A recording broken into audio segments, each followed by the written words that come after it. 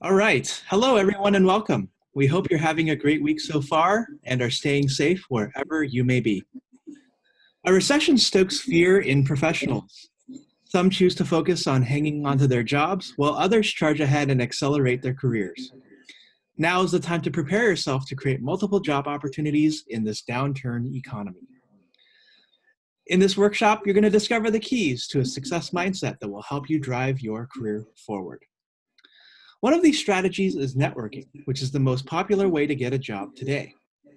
According to publications like the Wall Street Journal, almost 90% of jobs available are in the hidden job market. In other words, you won't get hired unless you know the people who are looking for the right candidates. That's why we've brought in Dada, also known as the Monk Dude, and Deep Sani, an executive career coach. They unlock their secrets to career success by working with Silicon Valley employees and career professionals such as yourself at companies like Cisco, Google, Apple, and Salesforce. Dada is a mindfulness and meditation monk who will show you what you need to avoid psyching yourself out when getting to know people who are executives, while Deep will share the tried and true strategies to get you through the door with executives to that next job. A few housekeeping items before we begin. As Deep asked here in the chat, your video will be off unless you are the host. Dada and Deep will also be hosting a live conversation around how to speak to executives, and some of you, if with interest, may have a chance to practice as well. If you have any questions, place them in the chat or the Q&A, and I will address them at some point during this webinar, most likely towards the end when we have time for questions. Dada and Deep, welcome. I'm excited to have you here, and I'm just going to go ahead and give it over to you, and both of you can begin presenting now. Thanks so much, Albert. Thank you, Albert. Welcome to everybody who took the time tonight to come and join us on this webinar. Thanks for taking the time out of your schedule. So we're going to walk you through some of the things that we've learned and we've helped a lot of career professionals with in your job search, relating to how to network with executives to get your next job. And Deep's really, really good at this. I'm really experienced in helping you to get in the right frame of mind, so when you do get that crucial meeting, you don't screw it up. You know, you're calm, you're confident, you make a good impression. And but we wanted to start off by hearing from all of you a little bit about what you're struggling with, particularly in the face of the coronavirus. Now it's pretty much going to be a meeting that you would have online, a virtual meeting. It's not going to be face-to-face as it might have been at a different time. So that's one issue. But there'll be other things that you may be facing. So we'd really like you to post in the chat any kind of problems you have. So actually what we'd like to do, if it's okay with each of you, since we have a small group, is to get you actually to share with the group in your own words what it is that you're facing and your struggles in finding a job. So we're just going to go through the attendee list here and give everyone a chance to share for a minute or two, and then we'll take those talking points and we'll go ahead and share the appropriate frameworks with you folks to help you guys move forward in your career journey. So we'll start here with Victor. Victor, can you hear us?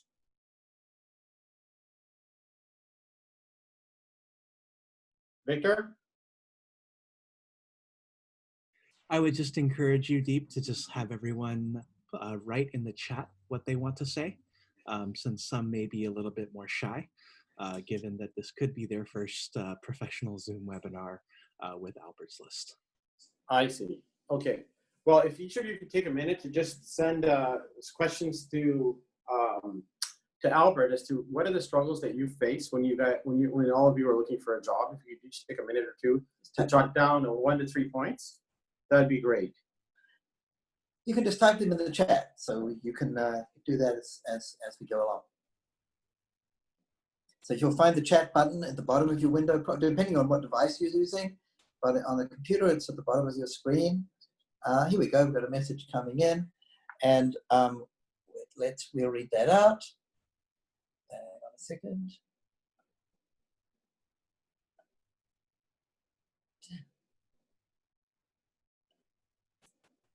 And I'm having trouble finding it.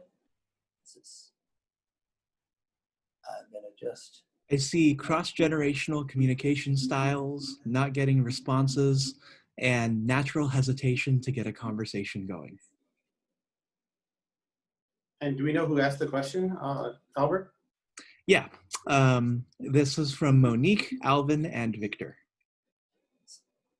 Let's take them one at a time. Can you just, because I'm not able to find them on the chat. Can you read them out again, just one, and tell us who it's from, and we'll respond to those.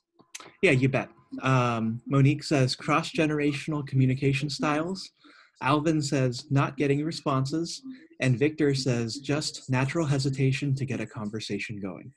So we have a variety of different things, some which are very much from an emotional point of view with hesitation and anxiety.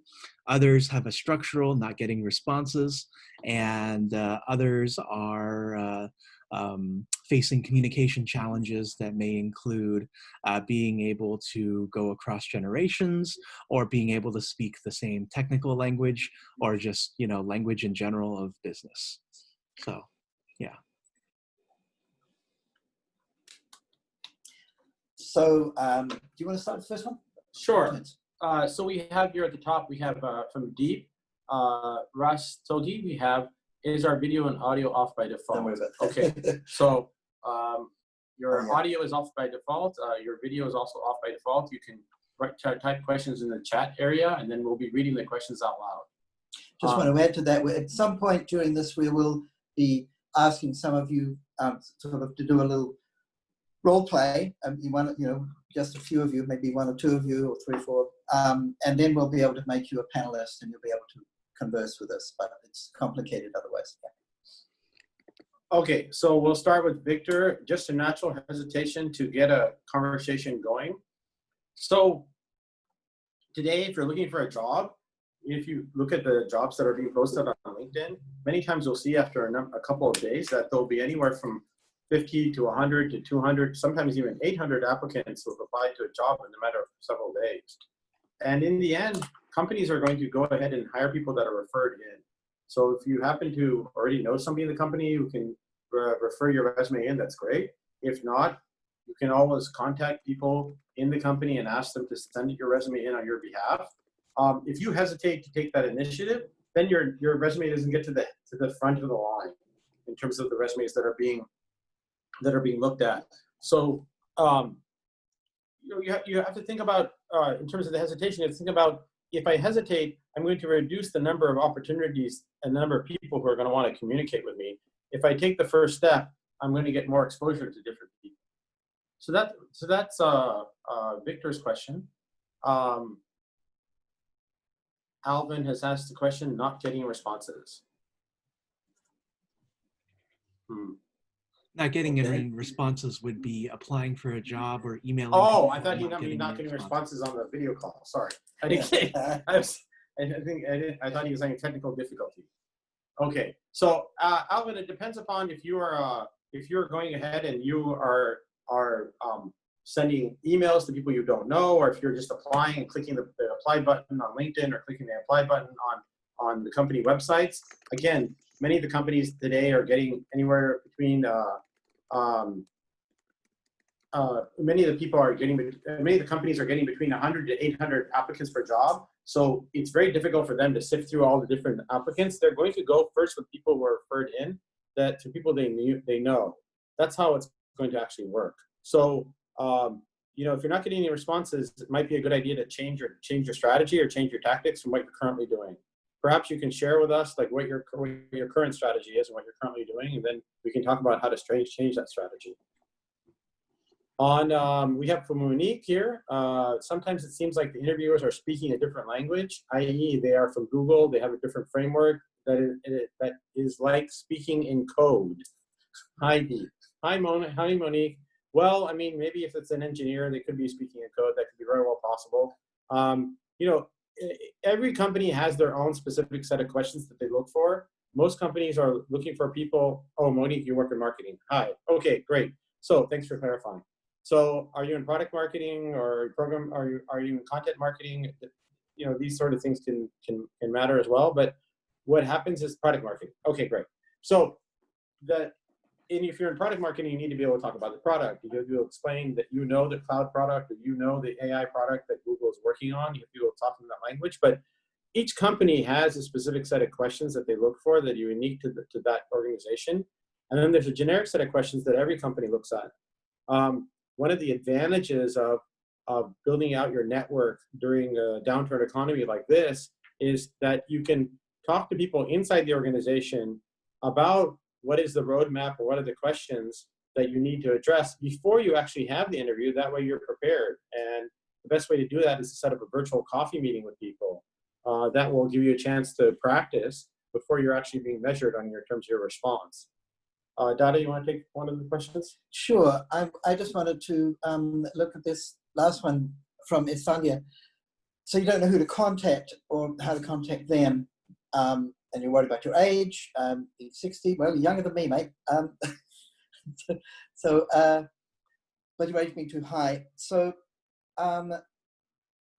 one thing that I've noticed, especially in the coronavirus situation, people who are usually difficult to contact are actually easier to contact now, because everybody wants to talk to somebody and everyone's feeling isolated. So you might be surprised at how more responsive people are, generally speaking. Now, I know that there's also an acute stress on finding jobs. So the people that are in a position to make those decisions, maybe they're, like they're saying, that they're getting a lot of inquiries. But if you reach out to people personally in some way, you'll often find through LinkedIn or something like that, you might be surprised at how the sort of response rate has increased in the last 2 or 3 months as people are feeling isolated. So the first thing I'd say is don't be afraid to just try to reach out to somebody that you find on LinkedIn or as a second level contact. Maybe they're in the same, you have something in common with them. Maybe you're from the same university, or maybe you're in an ethnic minority, or just some point of commonality that opens a door. We all belong to some sort of subgroup of humanity, and we have this sort of tribal instinct. So that can be very effective if you just say, oh, I was also at this university. If you look at their profile, you say, oh, they studied where I did, or they were at the same company as I was a few years ago, or they're into the same sports as I am. It can be just about anything, actually, that you have in common. It's a point of connection, and you may very well get a response. So if you want to increase the number of job opportunities in this downturn economy, first stop and think about putting yourself in the position of the executive or of the manager who's hiring.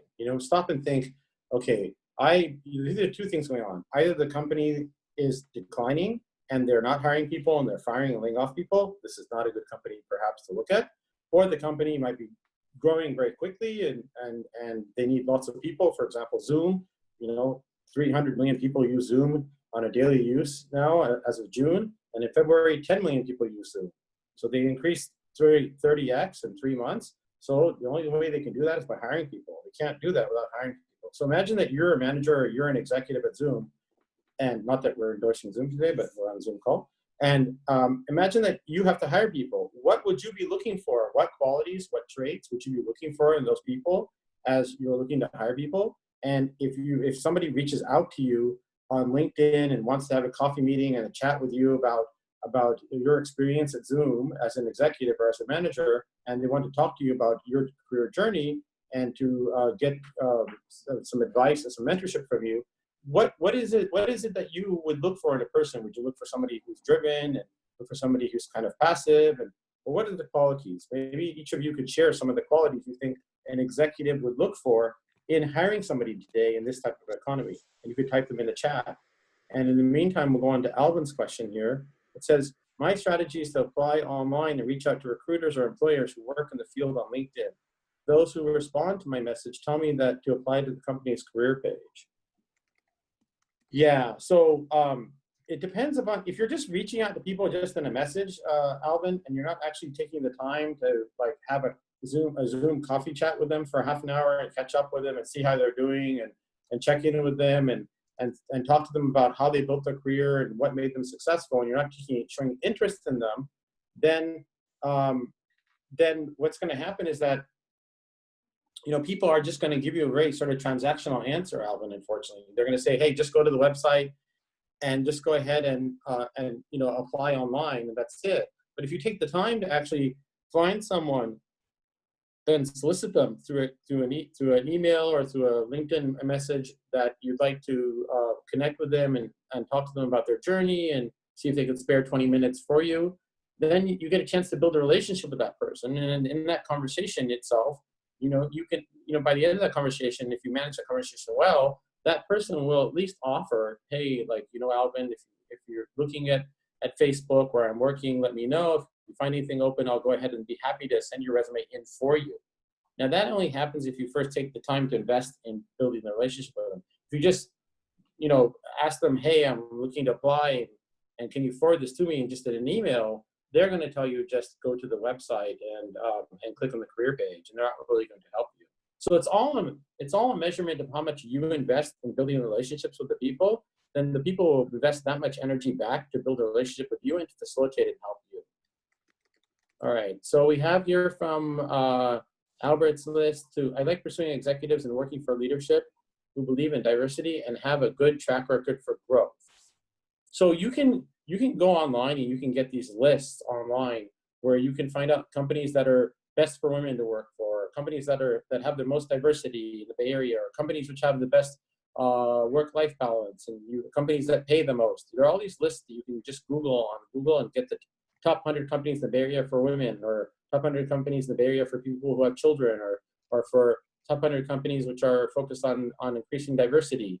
And then you can contact there's always a person in HR whose name would be head of diversity and inclusion. You can find them on LinkedIn, and you can send them a message and say, hey, I happen to be a Latino, or I happen to be a woman, or I'm LGBTQ, or I belong to a diversity group, and I'm really interested in your company and the jobs you guys have there. Is there somebody there who I can talk to about your efforts in diversity training and hiring?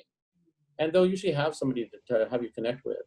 Just want to add to that, a lot of the companies, especially the large ones, have clubs or associations for different minorities or ethnic groups, and you can connect with those associations directly, even from the outside, and meet people in that ethnic group inside the company, and you can make connections there.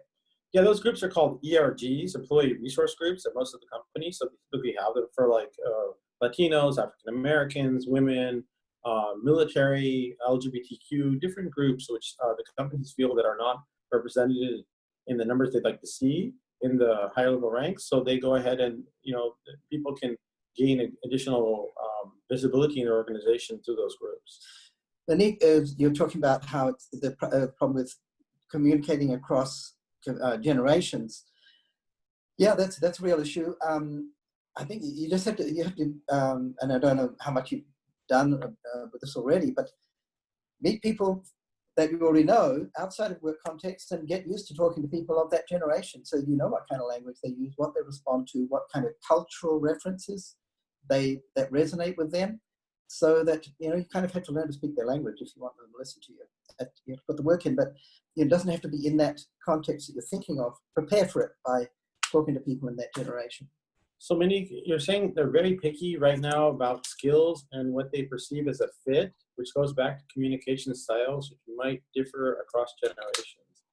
So I don't know which generation you're a part of. Either you're part of the millennial generation, or you're part of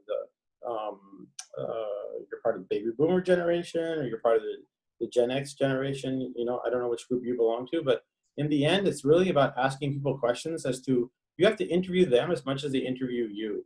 In terms of like, what are their objectives over the next 6, 12, 18 months, in the group? What are they looking to achieve? What type of people are they looking to hire to reach those goals? The more time you take to ask defining questions in the coffee meetings and in the interviews, the more data you'll get and the more connection points you have to relate to the audience and to be able to build a bridge. It's more or less the job seeker's responsibility to build a bridge with the executive who's either the coffee meeting recipient or the interviewer. So do you have any other questions that are popping up right now? Maybe we should go to our next piece we're going to do. Yes, go ahead. So Deep's going to present a framework talking about this whole thing, which we've referred to already, of understanding the perspective of the your employer or the decision maker. Yeah, so one of the things that I wanted to see if any one of you would like to self-volunteer to do a role play online, we will be happy to actually role play this and put you in a hot seat and practice this live. If there's anybody who'd like to be the first person to be bold, to step forward, then you can go ahead and mention in the chat that you'd like to be that person, and then we can go ahead and have you on a live session where we can work through your specific issues and challenges so that we can help you break through those issues and challenges. So the first thing to do to be able to network successfully with executives for your next job is to is a couple of things. Number one, you have to look at what companies are you interested in. If you're interested in Facebook or Google, or you're interested in Zoom, then of course you should find people at those companies to talk to, whether they're in the same group or same department that you're interested in. It's best if those people are directors or VPs or CXOs, so they have some degree of visibility and authority in their organization, and they can talk to you about the company and the company culture. So, for example, maybe I'm looking for, as I think, who is it? Monique was talking about marketing, product marketing at Google. So I would probably set up what I would do in her case is I would set up 2 or 3 coffee meetings with directors in Google and talk to them about their journey to be able to reach where they've reached and what choices they made to get there and what advice they would give to somebody who's younger and earlier on in their career path. And then I would get a chance to ask about what's important to Google culture and what's important in terms of what Google looks for and what they hire and the people they hire. And then I would go, since Monique is interested in product marketing, I would go find 2 or 3 other people who are working in product marketing, but not at Google, at other companies. And I would talk to them about what's important as a director or VP when they're hiring product marketing folks. What do they look for? What do they evaluate? What are the traits? What are the qualities they look for, the skills they look for? And gather all that information. And then you can go ahead and you can succeed at your interviews at Google then. You have all the information about the culture of the company, and you have all the information about the role. And so you should be able to then piece this together and communicate it in a way that's effective in representing your value to the audience. So that's one of the, any questions about that before I go forward on the chat? The more questions more questions you folks ask, the more content we can provide to you today. But the more tailored it is to what you actually need, because we can talk about this all day, but what do you need to know? So you need to tell us. I just want to suggest something to Monique. So, tech's a world where there are many more male employees than women, and there are a lot of women executives. A lot of them had to struggle to get there, and they might empathize with you. So you may find it easier actually to find a woman champion. If you can find a woman executive who might be ready to champion you, that's a possible point of connection and empathy. So you might want to explore that. And of course, there are women in tech organizations, and you might want to check those out. They could do some. They'll tend to support you. Okay, so another thing that's important when you're talking with executives in terms of being able to get to your next job, not only is it important to target specific companies because you find that their products or their growth curve is interesting. Zoom is growing a lot now. Anything having to do with cloud is growing. Anything having to do with video, collaboration, work from home, remote working, all these sorts of areas are growing tremendously. So you can find the companies that are growing in those areas. Other areas or segmentations are not growing as much these days, and many of them are contracting and laying off people. So you want to find the companies that are growing right now in this downturn economy. There are always companies that are growing in the downturn economy, and when you approach those companies, you have a much better chance of getting hired because they are actively looking for people. When you communicate with the audience about your background, whether it's in a coffee meeting or in an interview, there's a couple of different pillars to talk about which can help provide the best image of what it is you can bring. One is to talk to them in summary about what you're passionate about. So, I'm passionate about learning. I'm passionate about making an impact. I'm passionate about working in a team. I'm passionate about making the team, being the glue to make the team more effective. So you should have 3 or 5 talking points around what you're passionate about to be able to relate to the executives. Number 2, you should have 3 or 5 points summarizing your skills. Oh, I have 10 years experience in product marketing. I have 5 years experience in program management. I have 2 years experience in software coding, whatever it might be. You should have a summary of that. And then number 3, when you talk to these execs, it's important to understand where are the emerging opportunities. So if you're going to go talk to Google and you're going to talk to a director there or a coffee meeting about Google Cloud's division, then you should do some research on the person online, LinkedIn, to check out their LinkedIn profile and see what it is they've been up to.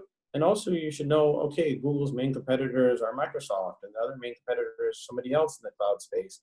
And you should be able to say to the director, oh, I see that you folks are taking a different strategy than your competitors are in terms of cloud.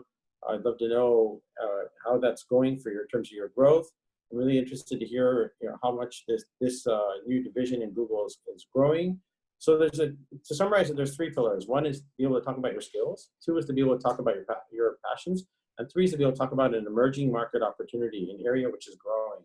And once you're able to do that, then your audience has the data points they need to be able to make an assessment and decision on you. So Dada, we have this next question from Esfadir. Sorry. Yeah, I'll just read to you. So what do you think about taking courses in places like General Assembly or Galvanize? Would their placement services still work? Yeah, so there are many programs so General Assembly and Galvanize have great programs, and I've attended courses, I've attended workshops there in the past. They have really excellent instructors who are industry professionals who come and give time to be able to help you build skills in specific areas, usually technical areas, but they also have they have design, they have coding, they also have courses in product management, program management, different areas, many different topics they have. It's always expanding and changing. I haven't checked as of late what they currently are offering. But many of these programs that we're working towards teaching people how to help them build skills, moved to a model when the economy was booming that you come and take classes and then for 6 months or a year in a specific area or in a hacker school or design school, and then when you don't pay anything up front, and when you graduate, the school gets a certain percentage, usually 15% of your salary upon graduation, and they get 15% from the company. So they were very vested in helping you prepare your interview, prepare your resume, help you practice, help you connect with alumni. Now, all those models are changing now in COVID because everything's changing. So, these companies also need to make their own money, and they need to survive as well. And so you should check with them to see whether or not, how their placement services have evolved and how their offering has changed due to COVID, due to the downturn in the economy. And we have the next question, Donna? Oh, yeah, sure. So this is from, we've got another Deep with us. So Deep Saudi, Deep Rastogi, thanks for your question. I'm changing from QA to product management. Some of my contacts are reluctant to refer me directly, that is, to sponsor me, because they have not seen me in that role. They have not seen you in the product management role. Product management, yeah. Yeah, so Deep, the thing is that, just changing from QA to product management or changing from QA to program management or another area, it would be in your best interest to show you're taking some course, whether from Galvanize, General Assembly. There's another place called Product School, which does courses in the South Bay and the SF that offers courses as well. And to show that you're actually building the capacity you need in order to get there, number one. Number two, if you have contacts that are already in product management, then you should ask them their journey of how they got there, and you should ask them to explain to you, what were the steps that they took, and why did they take those steps in order to be able to help them get to where they are today. One thing you have to be careful about when you ask for help from people, and this is true for anyone, is that make sure you don't transfer the ownership and the responsibility of the help to the other person. Make sure you retain the ownership and responsibility, that you show to the other person that you're driving things forward, you're moving things forward. It's your ownership to create the connection, the success, and that they're there to help just give you a sense of direction, which way to go. North is this way or south is this way. Don't make them feel like that they are having the ownership of your career success, or of helping you find a job in the downturn economy. Because people tend to back away when they feel like someone pushes ownership on them, you know, especially somebody that they're not working with or dealing with every day. So Dada, you want to talk about mindfulness then? Well, we're going to go to Eric soon, but let's see if we can get someone who wants to be in the hot seat, so we can really talk this through. Sure. So I just want to say that this is, you know, I've been in training programs where the hot seat is actually, people pay a lot of money, like $2,000 to be in the hot seat, because they get personal coaching for free. So this is actually a good opportunity for you to have a chance to try this out. It's not always comfortable, but but far better that you maybe make a mistake or ask some some questions that aren't so great. When with us, because we're not going to employ you, sorry, but then when you're actually there and have the opportunity in front of you. So I do want to encourage at least one or two of you to have a shot where you actually get to have a conversation and people walk you through what it's like to have a conversation, a really successful conversation with an executive who has some decision-making power about your career. So as well, we're waiting for somebody to go ahead and self-nominate themselves for the hot seat. Yeah. Dada, you can share the success framework here that we were talking about. Yeah. So both of us are coaches in different sorts of ways, and we do other stuff as well. We help people with their careers and their mindset, and help them to find success on a personal level and in their professional lives. And one thing to keep in mind is that anyone who's successful, if you look at any person who's you look up to and you think, how did they get there? They all invested in some sort of training, some sort of personal coaching. Usually, all athletes, high level athletes, they have a team of coaches, and that's what it takes to get to that high level of performance. Same goes for executives, of course, in the tech industry. And there's a really famous coach, his name is Bill Campbell. You might have read this amazing book about him by Eric Schmidt, who was one of his coachees. Eric Schmidt, was of course in Google.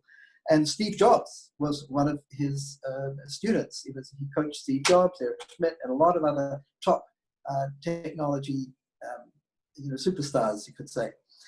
Now we've created a mini version of this. It's obviously scaled way down, and neither of us is Bill Campbell, but we do know how to help you to move forward in your career. We've worked at this for years, and it's with a lot of success. So, in terms of helping people we're teaching. So we're giving you an introduction, a few little tidbits, and introduction to this today. And later on, we'll give you an idea of how you can go into it more deeply if you want to work with us. So, how many of you are facing a lot of stress, in your job search, that you feel like you've got a lot of chatter in your mind, you've got a lot of worry, a lot of concern? Do we have any questions or thoughts around that the attendees can share, so we can talk about this topic as well?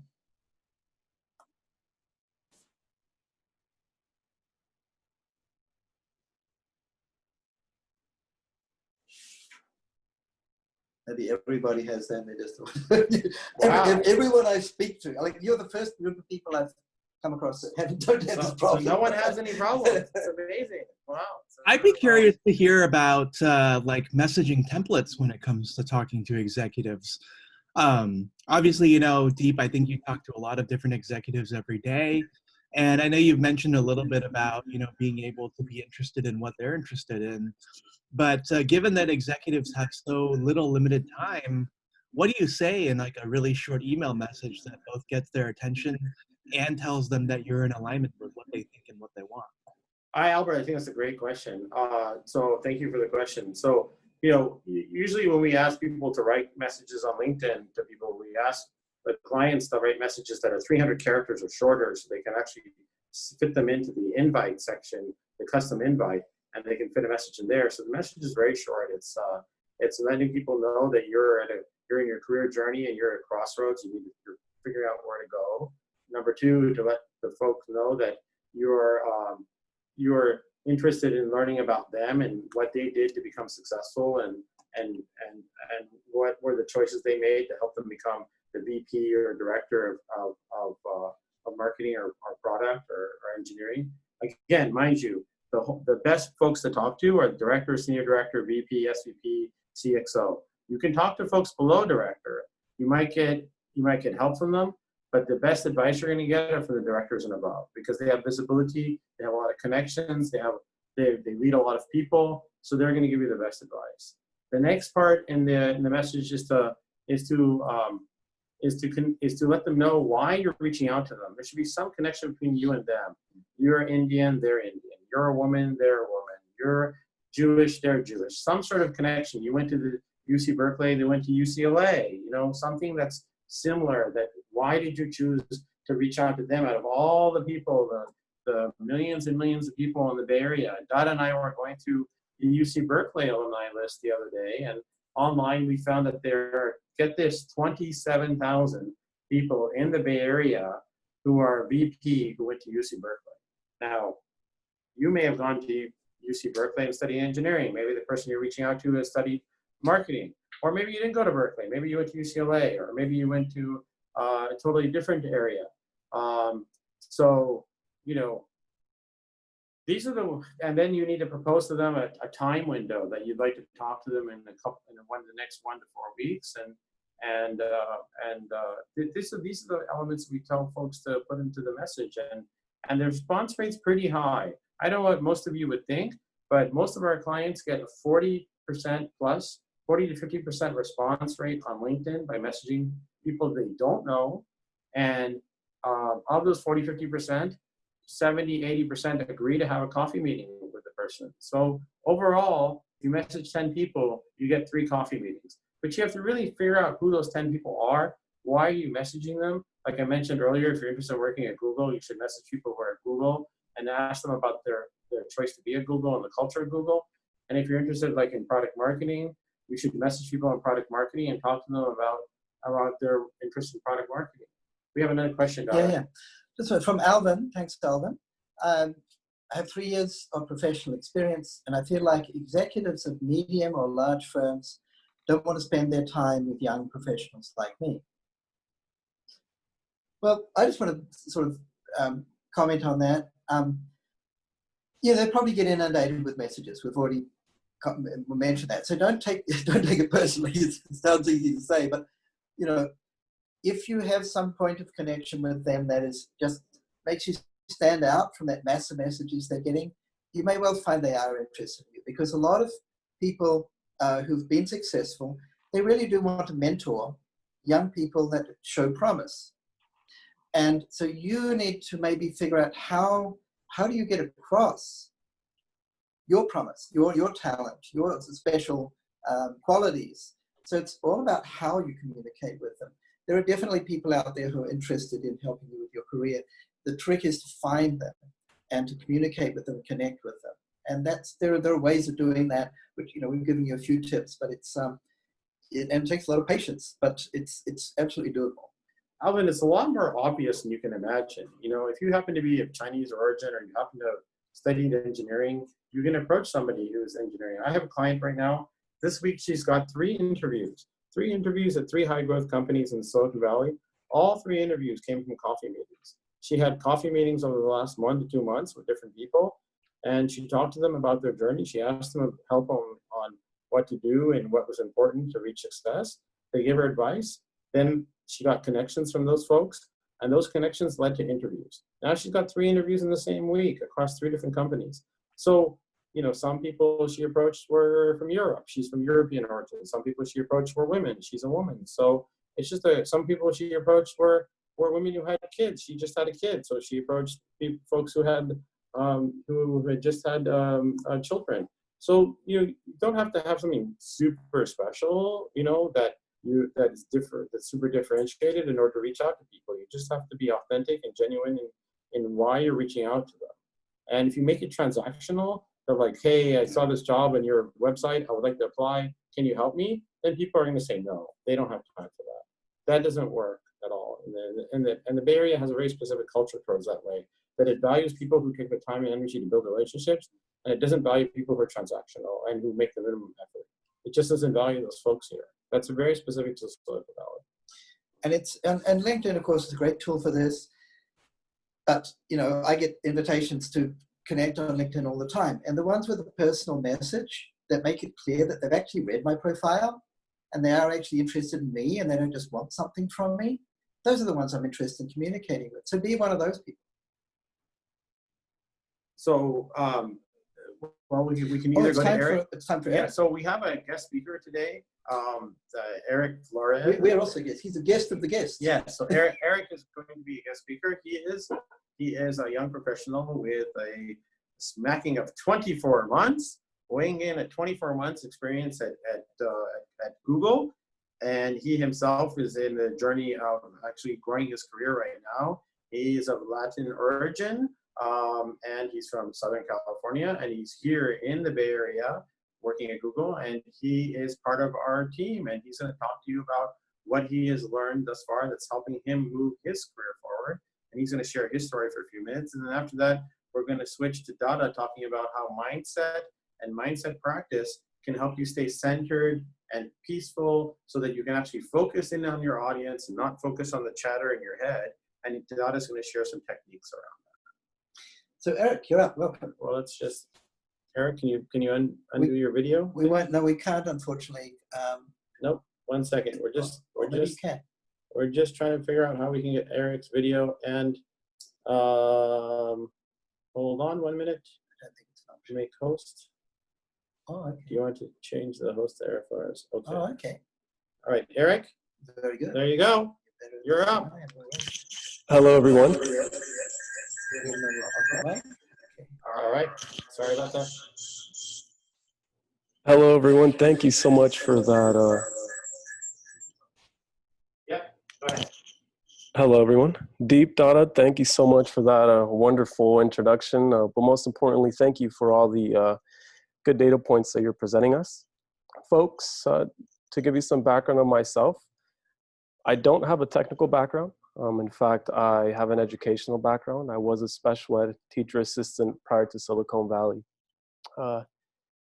And when I first met Deep, I wasn't sure what to do with my career. I was stuck. I was in a career crossroad, and really I was looking for guidance. I was seeking guidance for someone to help me build my clear communication, strategic skills, and analytical skills. Thankfully, a framework that I came up with and in partnership with Deep and Dada, focusing on building energy, building your clarity, and how to build relationships when you're networking. First off, how to build high energy. There's this thing called the 5 a.m. club. You wake up early, you make sure you drink your green juice or do something active in the morning that gets your blood flowing from your head to your toes. You'll use the 5 a.m. to 9 a.m. to work on yourself, progress in your career growth. And that time, what I do is look for people on LinkedIn that I can reach out to, folks that are Latino executives who are interested in helping me, but most importantly, I want their mentorship. Secondly, by waking up early and getting this high energy, you're clearing your thought process, you're clearing your communication, and the way how you present yourself is confident. It's critical to be confident when you're in these coffee chats or networking in general. Confidence shows that you're bold, shows that you're assertive and you know what you want. And when it comes to building relationships, remember that it's really easy building relationships with people that you don't even know. It's a simple conversation as, hello, how are you?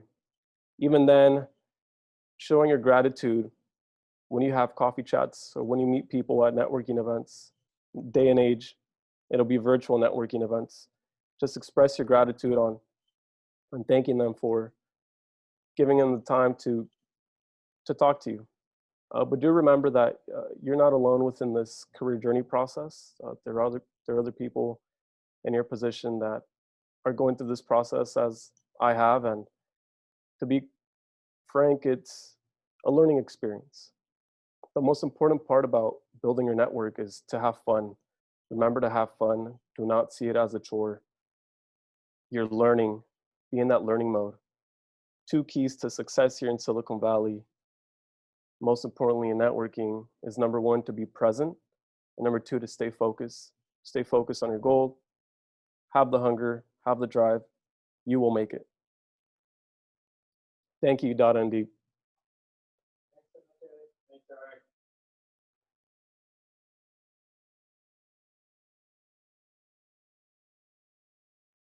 Hey, Deep, your mic is off. Okay. Do we have any questions for Eric?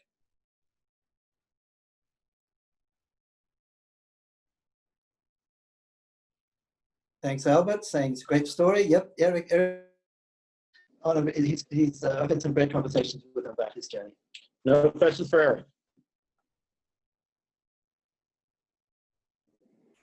Okay, we're going to move forward to. Oh, so how did it end? Okay, we've got a question from his fund there. Eric, do you want to update them on where you are now? So I'll just go ahead and share the summary. So Eric is right now building a team of mentors. He's got already had about a dozen coffee meetings, and he's found several people who are mentoring him.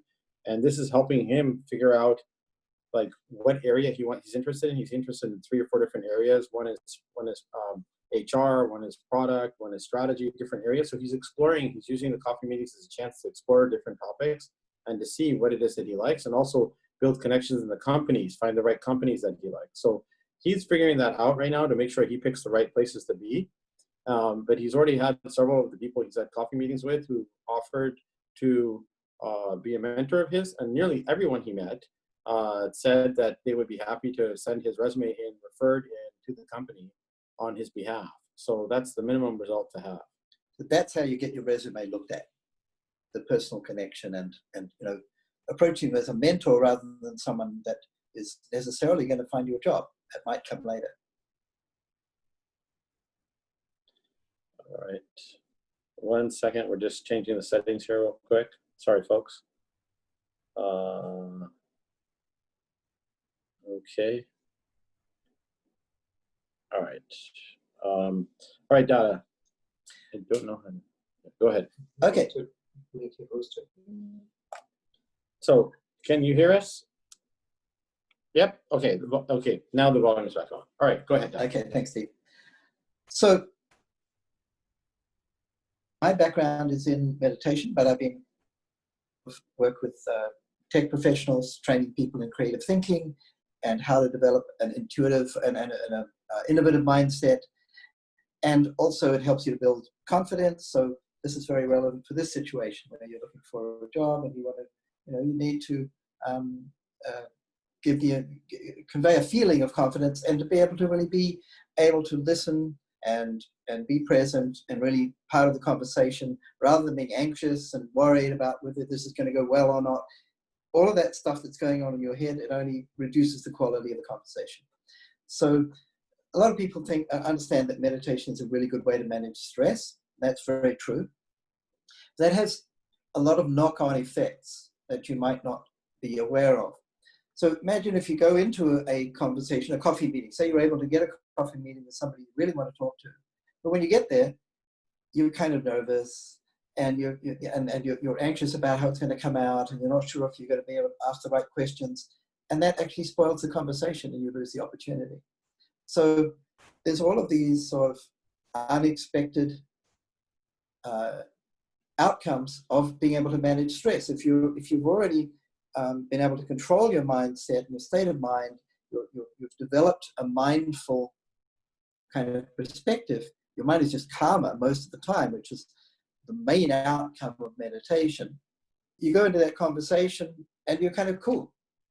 And that communicates perhaps even more than the words. And this person thinks, okay, here's somebody who's, they understand that they have value, they could bring value to our company, and they carry themselves well. That can have a very big impression. So, I teach meditation for people who want all kinds of outcomes. It might be that they want to be more creative. It might be that they want to develop leadership skills, or it might be that they just want to get along better with their wife. But one of the outcomes is that it really prepares you for important conversations very, very well by reducing stress. So we're going to do a little meditation exercise. And it's going to be like this. We're going to have a little music. Now, I'd like to know first, have any of you tried any kind of meditation or mindfulness exercise before? If you have, please just note that in the chat. Or if you haven't, just let me know. I'd like to know whether I'm speaking to veteran yogis or you're just people who are, you know, starting out with this. From Monique, cool. Do you want to just give us a little, tell us just a couple of words about your practice, maybe how long you've been practicing, what kind of meditation?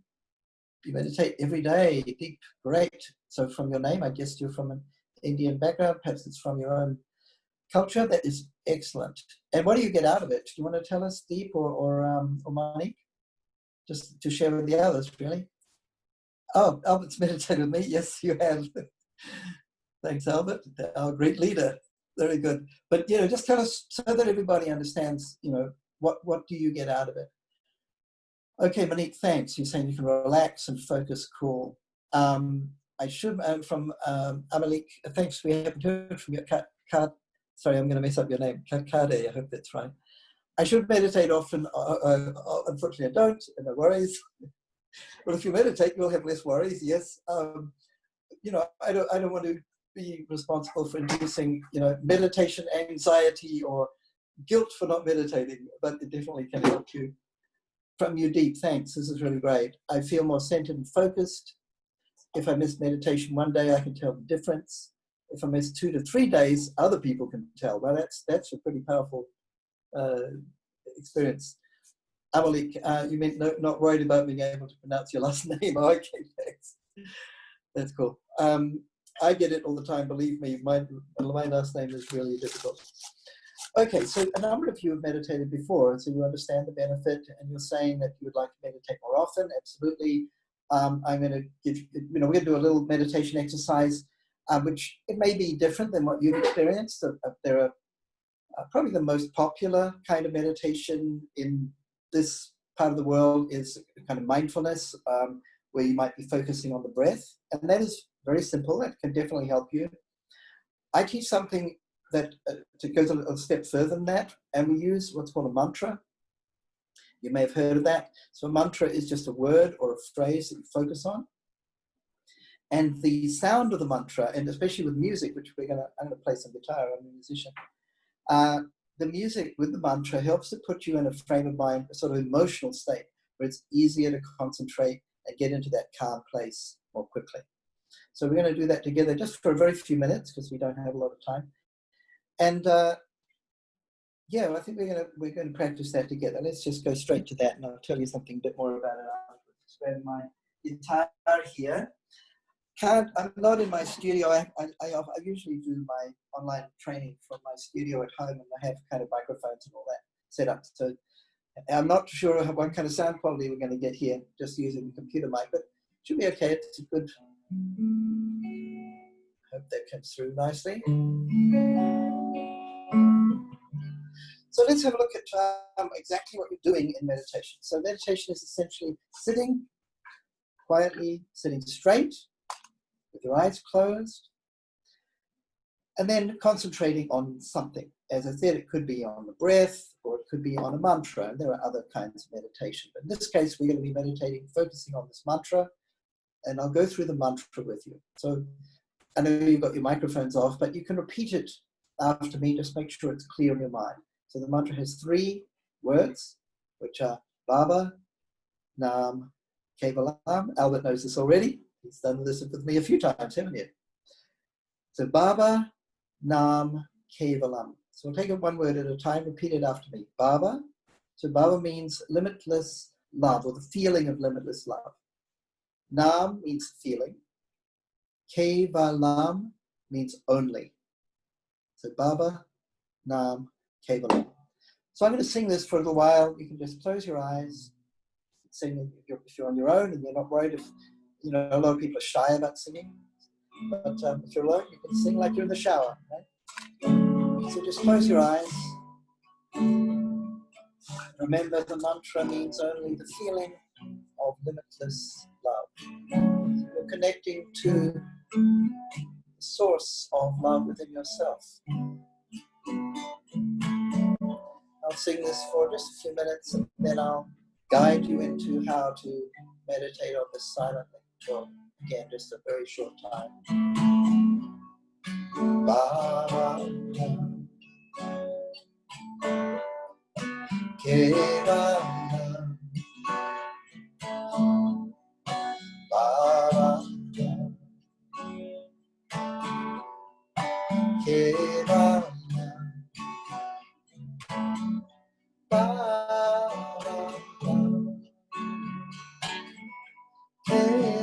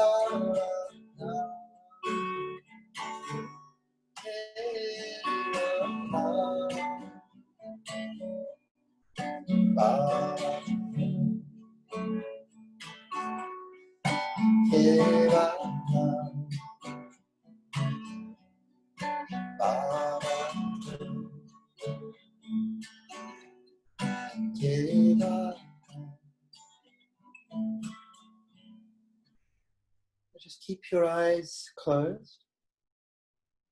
Remember to sit straight. You can keep your hands in your lap. And let the mantra Bhavanam Kevalam with the music continue in your mind as though you're hearing it. So you're just listening and the voice of your memory is just playing it back.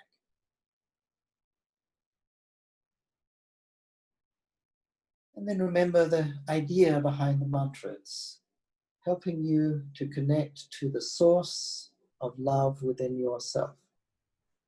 So there's a place inside you that the love comes from. And the mantra is reminding you of that, drawing your attention inward to that place. And if your attention wanders, which is really common, very normal, don't worry. But if you notice that, just bring your attention back to the mantra again. And if your mind wanders again, just bring it back to the mantra. So now I want you to continue repeating the mantra in your mind with the music, if you can remember that, just for a couple of minutes in silence.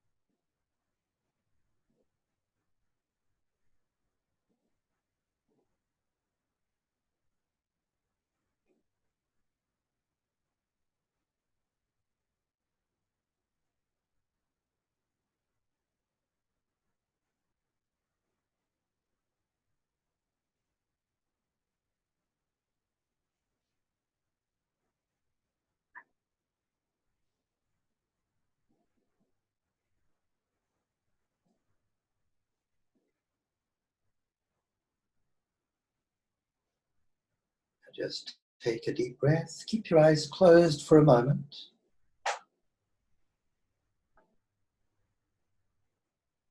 breathe out, relax. And just observe how you feel. What is the dominant emotion? And it might be pretty much as it was before, or you might have noticed some, even just in this short meditation, you might have noticed some little shift in your mood. Sometimes, often people do. So if you do, when you open your eyes in a moment, maybe you can just type that and share that in the chat. Okay, now take a deep breath. And you can open your eyes. Yeah, if you want to share any thoughts about how that felt, or how you felt at the end, you can just share that in the chat.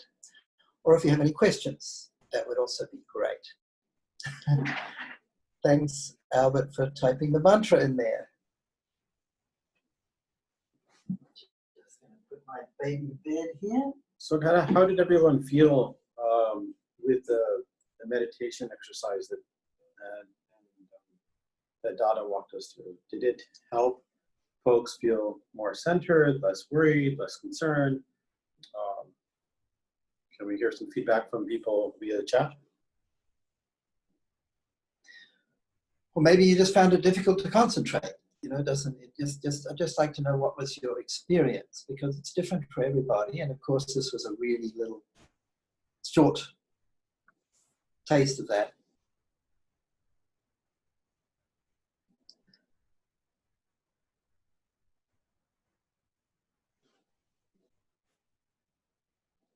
Everyone's shy today. Maybe, oh, it was good. Okay, thanks. It was great, especially since we got to hear you do a little bit of singing as opposed to the recording when you've done live videos on our Facebook group. Oh yeah, I haven't done the live singing with you. Well, when maybe we'll do something in the future and I'll actually have the sound really better set up with my studio. But we're getting some comments here. This is nice. That was good. That's from you, Albert. Thank you. Meditation is almost always relaxing. This is great from Estandia, especially chanting meditations. You know, I want to comment on that in a second. Feeling more peaceful. Great, Russell. Very happy to help you feel more peaceful. So imagine we literally meditated for 2 minutes, and then the chanting was maybe 3 minutes. That's really short. Usually when people meditate, they spend a little longer on it than that. But it is remarkable how even just pausing to take a deep breath can make a difference to your state of mind. And, you know, your mental state kind of affects everything. So that's something that you might want to keep in mind, and then think, imagine if you did this every day. What that tends to do is mean that you'll feel more peaceful, more centered, more grounded all the time, or most of the time, or more of the time. So it's really, really important to use this as a tool, especially in this time of, you know, widespread anxiety and stress. So that's one thing.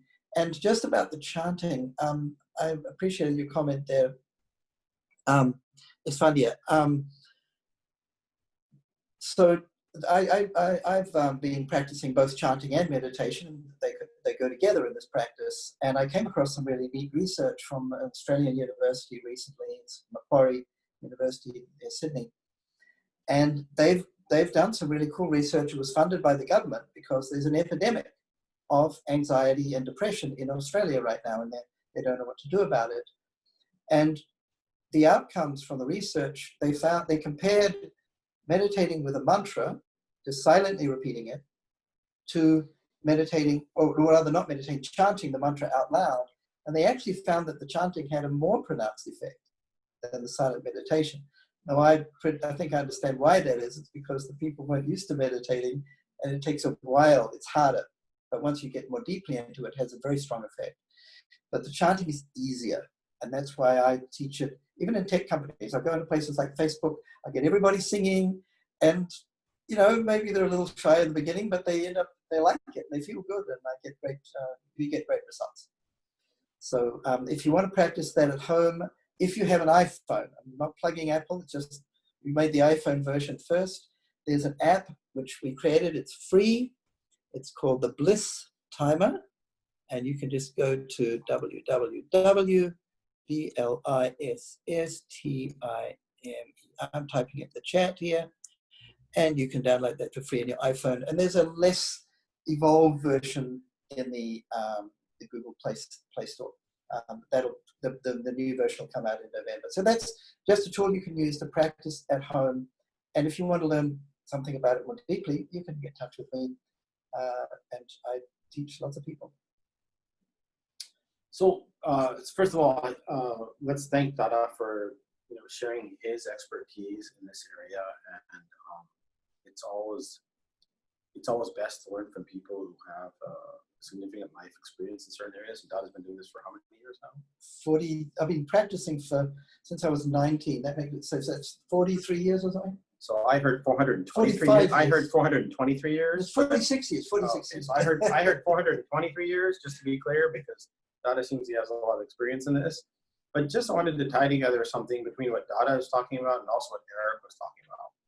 One of the main reasons that I've seen, and I've been coaching for 20 years now, is that people tend to stress out when they don't have high energy. Number one. Number two, people tend to stress out when they don't have a clear goal. These are the two things that cause stress I've seen time and time and time again. So Eric was talking about his 5 a.m. club that he generously shared, that he belongs to, where he wakes up very early in the morning, and he goes ahead and he does some exercise, and he drinks some hot water or some juice or whatever he does, and then he gets his day started. And then he uses the morning time when most people are the most clear and the least stressed out to do all his strategic activities for the day. And actually, if you read about Steve, if you read about the CEO Tim Cook of Apple, or any of the leaders in the Bay Area, you will see in their biographies that they will talk about that most of them wake up between 4 and 5 in the morning, just to get ahead of the day and to get the energy flowing and to be ahead of everything and to create high energy for themselves. That's number one. Number two, singing is a way of moving your diaphragm and increasing energy in your body overall. You can increase that tremendously. Meditation is a way of also increasing energy. There are numerous studies that have shown that meditation calms the mind and helps increase meditation, regardless of which meditation techniques you use. It's designed to help you focus in terms of clearing your mind and clearing the clutter in your mind. The last piece is that, having a North Star is really important. Being able to figure out what your goal is, defining your goal, if you don't have a clear goal, when you ask people for help in this economy, and there's a lot of stress because of coronavirus and people's families are sick and their friend got laid off and so many things are going on, then folks, if they don't hear you have a clear goal, it's going to be chatter and noise for them. It's sort of like in the old days, you used to tune the radio station trying to find the signal, and it would be, and then you would hear the song when you get to the right station. You have to be really tuned, to the audience. And the best way to do that is to have a goal that's clear and a goal that actually matters to your audience as well. If you're talking to people at Facebook, don't tell them you want to work at Google. Tell them you want to work at Facebook. Actually, this happened to somebody before, so I can't even believe they did it. But nevertheless, people make all sorts of mistakes by accident. It said Facebook outside, in the building when they went in person, but they still said Google. And so be really clear about your goal. Make sure your goal is aligned with your audience. If your goal is not aligned with your audience, then there's less chance for them to reach back and actually be willing and interested in helping you. So we have about 15 minutes left. It looks like no one really wanted to be the bold person to put themselves out there and be the hot seat person. So Dad and I could role play with them and help them do this. So we are open to listen to any remaining questions you have about challenges or opportunities you see in networking and also in finding a job in this downturn economy. What other challenges are you folks facing, and that we could help you with here in the final minutes of the workshop?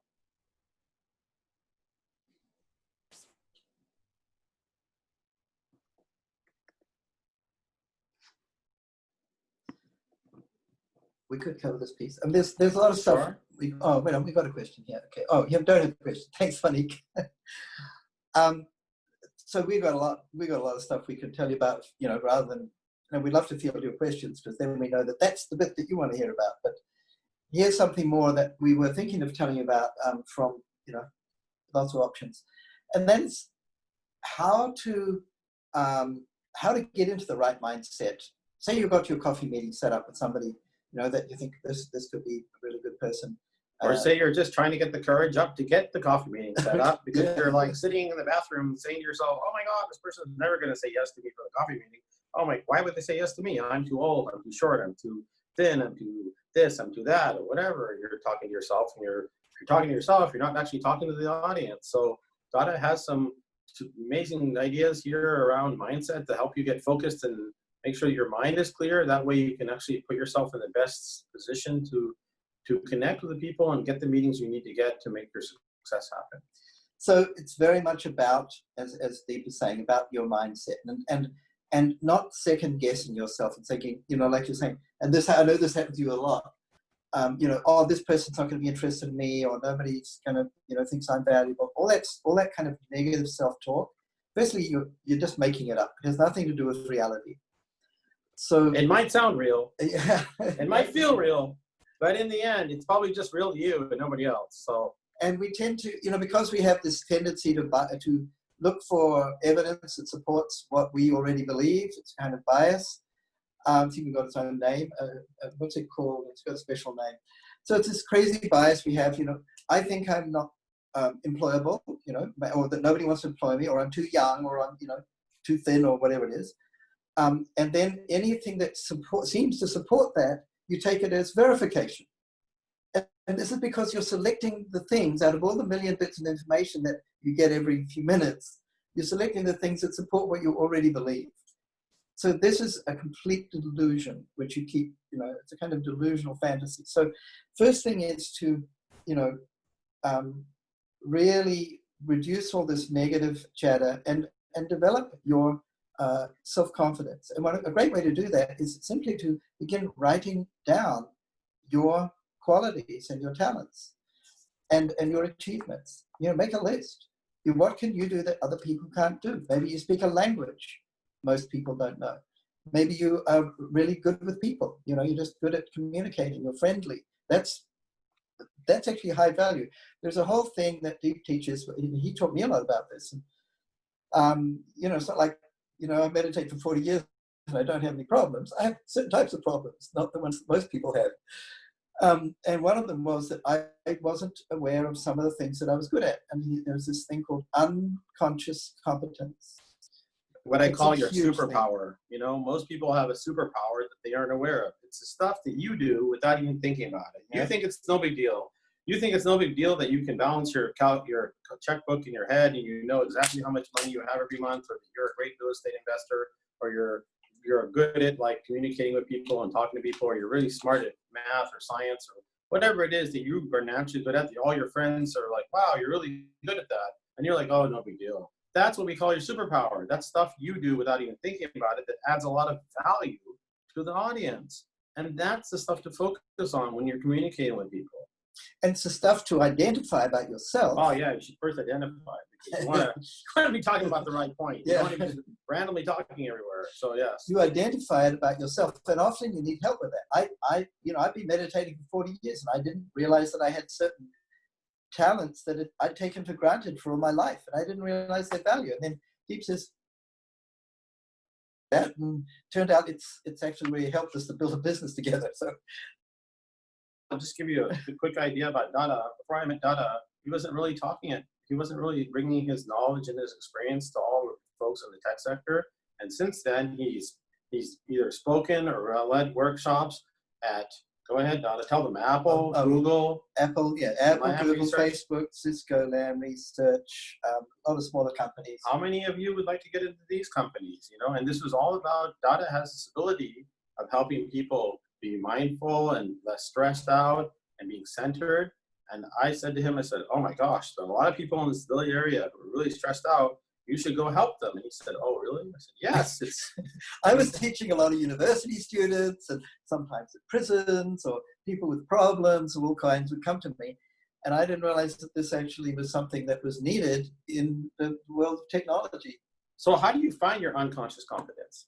You call your 5 friends, your 3 annoying brothers and sisters, your 2 ex-girlfriends or ex-boyfriends, or both, it depends on where you're at with all this, and you ask them, what are your 3 strengths and your 3 weaknesses? That's all. You just ask them, and they'll tell you what your strengths and weaknesses are, and then you write it all down, you make a little table, and at the end you'll see that you'll get 3 or 4 areas which everybody's competing towards, and you're like, wow, this is the stuff I'm actually good at. And then once you do that, which takes maybe, a courage of calling people on the phone and talking to them, and don't tell them you're going to ask them this because they'll just run away and not tell you, but just call them on the phone and be like, hey, I need your help to get some feedback.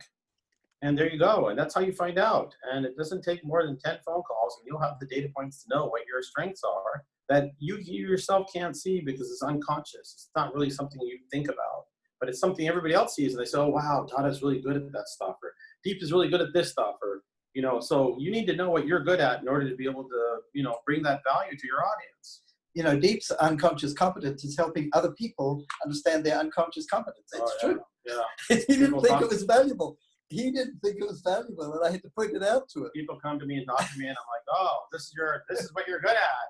They're like, wow. I'm like, what do you mean, wow? It's like obvious to me. You're good at this. You should do these things. Why are you making vegan chocolate shake cookies? You should be making hamburgers instead. You're very good at it. So you get to this through some kind of reflection. It can be reflection from your friends or your family. It can be your self-reflection. But you need to get to this place where you understand your good qualities, your talents, your strengths, and how you can bring value. And everybody has some of these. Then at least we think everybody has some. Yeah, we believe that you might believe that you have none, but that's then I suggest there's a different workshop for you. But anyways, Dada and I believe you have some. And if you actually have none, you're the only one. Yes. Okay. So it's better to have some.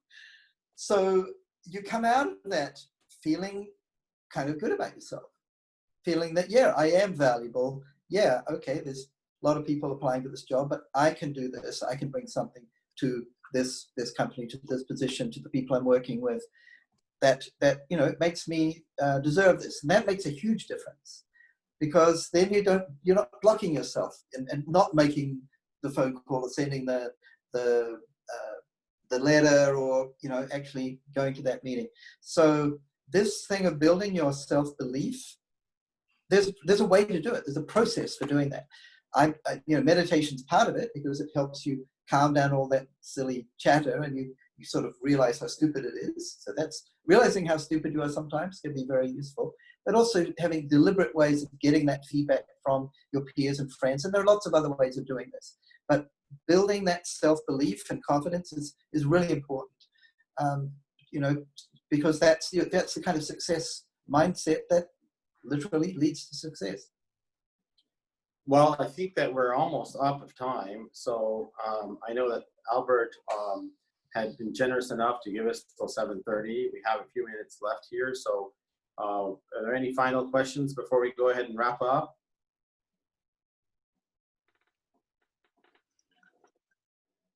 I've answered all the questions in the universe.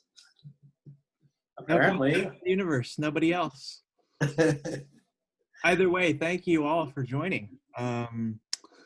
And we appreciate that you stayed almost 90 minutes tonight for both a conversation on how to get in touch with executives, and also how to learn how to meditate. And so I know both Dada and Deep here are likely available for additional coaching and conversation around what it is that they do. Did both of you men want to talk about that before we conclude for good? Well, yeah, I think that both of our names are in the listings. You're more than welcome to look either one of us up on LinkedIn, Dada or myself, and go message us. I can go ahead and put my email address in the chat, although I'm more responsive on LinkedIn, but you can also email me.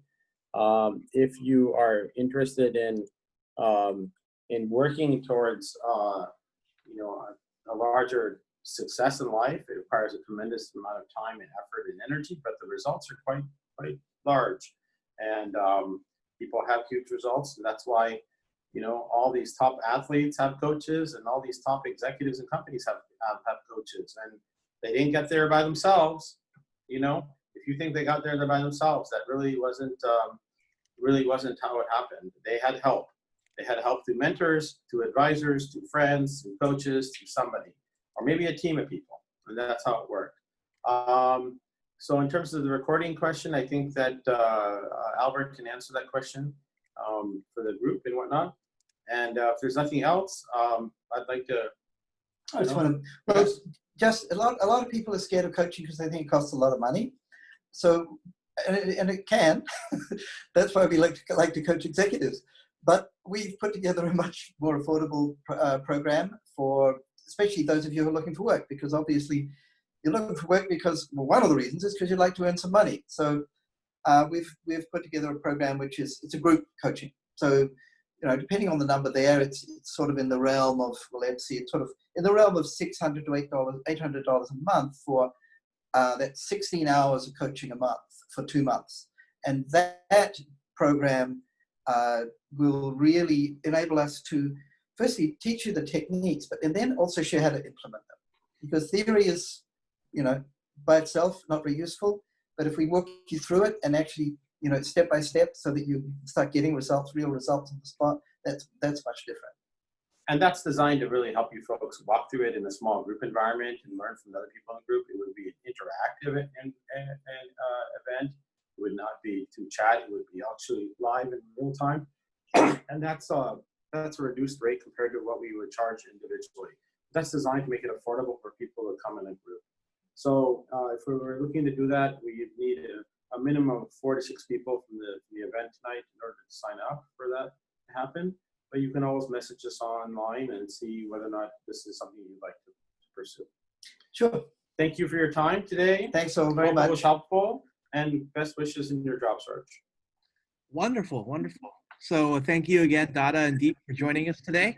And for those of you here, thank you as well for spending some of your Wednesday night with us. To answer your question, Malik, this meeting is being recorded, and I'm going to somehow find a way to make it available to all of you. I hope, and we hope, that you've been able to learn something new today and can apply these learnings as you pursue your next job opportunity. You can connect with many hiring managers, executives, and recruiters using the tools and methods that you learned today on Albert's List. If you aren't already there, join us over at bit.ly/findyournextjob. We have postings every day from hiring managers and recruiters who are looking to hire talent even in this time of the pandemic. Finally, we invite you to join us for other upcoming events. Next week, we'll be talking to a presentation coach about how to master a virtual interview. And the week after, we'll be showing you how to growth hack your job search. You can find both of these events and more on the Albert's List Eventbrite page, as well as within our Facebook community. So with all that said, thank you all so much for coming tonight, and we'll see you again soon. And once again, thank you all. Goodbye. Thanks so much. Good night. Good night.